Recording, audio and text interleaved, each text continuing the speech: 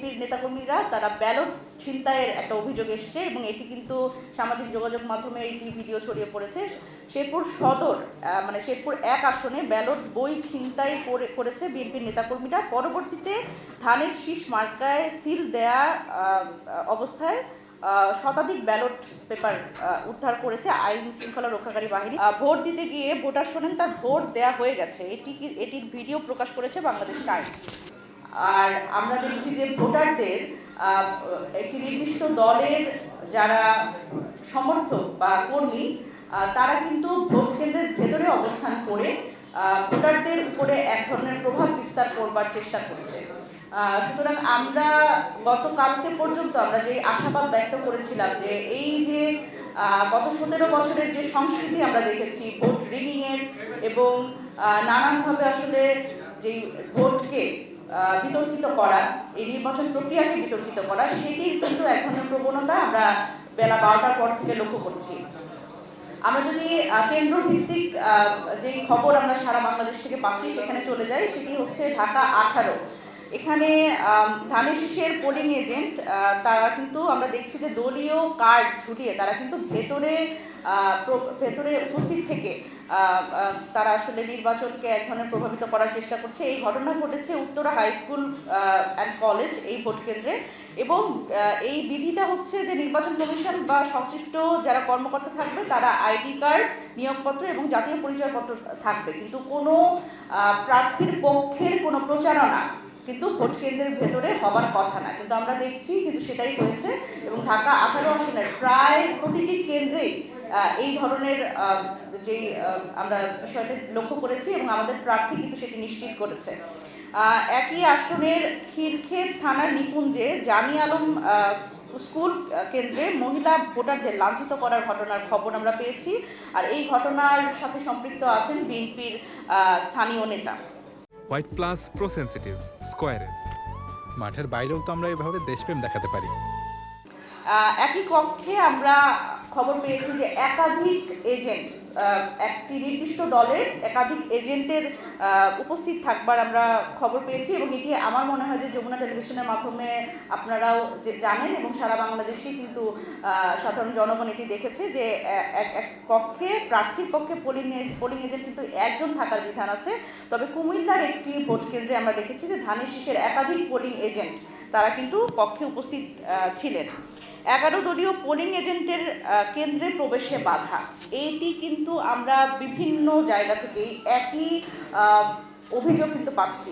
আমরা দেখছি যে ঢাকা 8 আসনে মির্জা আব্বাস মহিলা ডিগ্রি কলেজে এনসিপির যে প্রার্থী নাসিরউদ্দিন পাটোয়ারি তার পোলিং এজেন্টকে ঢুকতে বাধা দিয়েছে বিএনপির নেতাকর্মীরা। এবং পাবনা 1 আসনে আমরা দেখেছি যে জামাতে ইসলামের প্রার্থী নাজিবুর রহমানের এজেন্টকে ভোট কেন্দ্রে প্রবেশে বাধা দেওয়ার অভিযোগ উঠেছে এবং এটি আমরা ঢাকা 9 আসনেও দেখেছি যে আমাদের যিনি প্রার্থী আছেন জাভেদ রাসিম, তার পক্ষ থেকেও কিন্তু আমরা কিছুক্ষণ আগে খবর পেয়েছি যে তার যে পোলিং এজেন্ট তাদের কিন্তু কেন্দ্রে ঢুকতে বাধা দেওয়া এবং বুথেও প্রবেশ করতে না দেওয়ার অভিযোগ। এবং আমাদের প্রার্থী যখন আসলে কেন্দ্র পরিদর্শনে গেছেন, আপনারা জানেন যে প্রার্থী হিসেবে তারা কিন্তু তার কনস্টিটিউয়েন্সিতে কেন্দ্র পরিদর্শনে যেতে পারেন, সেখানে কিন্তু তার উপরে বিএনপির স্থানীয় নেতাকর্মী হামলা করেছে, সেই খবরটি আমরা পেয়েছি। আমরা সবচেয়ে ভয়ঙ্কর পরিস্থিতি দেখেছি হাতিয়া নোয়াখালী 6।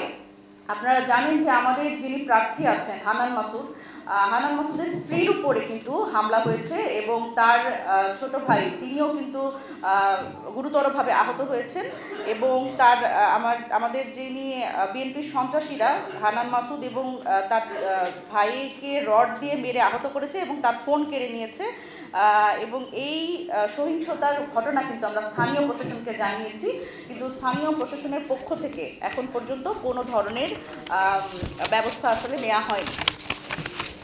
আমরা এটাও খেয়াল করেছি যে হাতিয়া উপজেলার নলচিরা ইউনিয়নে ভোট কেন্দ্রে যেতে ভোটারদের বাধা দেওয়ার অভিযোগ আমরা পেয়েছি।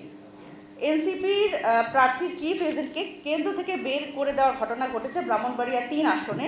এনসিপির প্রার্থী মোহাম্মদ আতাউল্লাহর যিনি চিফ এজেন্ট তাকে কেন্দ্র থেকে বের করে দিয়েছে বিএনপির নেতাকর্মীরা। দেখেন বিএনপির নেতাকর্মীরা যখন আসলে কেন্দ্র থেকে চিফ এজেন্টকে বের করে দেয়, সেখানে কিন্তু রিটার্নিং কর্মকর্তার উপস্থিতি থাকে এবং বুথগুলোতে প্রিজাইডিং অফিসাররা থাকেন। সুতরাং এবং সেখানে কিন্তু পুলিশ এবং আমরা দেখছি যে যৌথ বাহিনী তারা মোতায়েন আছেন। সুতরাং সেইখানে আসলে এই ধরনের অনিয়ম যখন হয়, তখন আসলে প্রশাসনের পক্ষ থেকে আমরা কিন্তু কোনো ভূমিকা দেখতে পাই না। এই জায়গাতে আমার মনে হয় যে প্রত্যেকটি যেখান থেকে আসলে অভিযোগ আসছে, আমরা কিন্তু সরাসরি লিখিতভাবে এবং মৌখিকভাবে দুইভাবেই কিন্তু আমরা প্রশাসনকে অবহিত করবার চেষ্টা করছি, কিন্তু সেখান থেকে কিন্তু আমরা কোনো ধরনের প্রতিকার বা কোনো ব্যবস্থা দেখতে পাচ্ছি না। ভোট কেন্দ্রে আরও গুরুতর বিষয় হচ্ছে ককটেল বিস্ফোরণ। ভোলার বোরহানুদ্দিন উপজেলায় আড়িনগর মাধ্যমিক বিদ্যালয়ে ভোট কেন্দ্রে ককটেল বিস্ফোরণের ফলে সেখানে কিন্তু ভোট এখন বন্ধ আছে। এবং মুন্সিগঞ্জ ৩ আসন গজারিয়া আসনের চরাঞ্চলে মোল্লাকান্দি একটি ভোট কেন্দ্রে ১০ থেকে ১৫টি ককটেল বিস্ফোরণের ঘটনা ঘটেছে। পাশাপাশি গোপালগঞ্জ সদর উপজেলায় আমরা দেখেছি রেশমা ইন্টারন্যাশনাল স্কুলের ভোট কেন্দ্রে সকাল ৯টার দিকে ভোট গ্রহণ চলাকালে এখানে ককটেল বিস্ফোরণ ঘটেছে এবং এতে দুইজন আনসার সদস্য এবং সঙ্গে আসা একটি শিশু তারা কিন্তু আহত হয়েছে। আরও একটি গুরুতর অসুবিধার কথা অভিযোগ আমাদের মধ্যে এসেছে, সেটা হচ্ছে ভোটার স্লিপ নিয়ে এক ধরনের ভোটার স্লিপ বিতরণে বাধা সৃষ্টি করা। আমরা দেখছি যে রংপুর ৪ আসনে আমাদের কাউনিয়া বাংলা বাজার এলাকায় এনসিপির প্রার্থী আক্তার হোসেনের পক্ষ থেকে ভোটার স্লিপ বিতরণে বাধা দিচ্ছে বিএনপির নেতাকর্মীরা।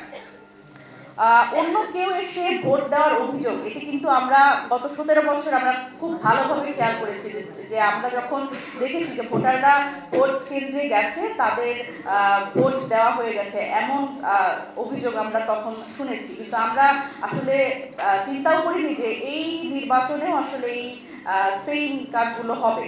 এবং দেখেন, আমরা গত ১৭ বছরে যে ৩টা নির্বাচন দেখেছি, আমরা দেখেছি যে ভোটারদের আসলে কেন্দ্রে যেতে হয় না।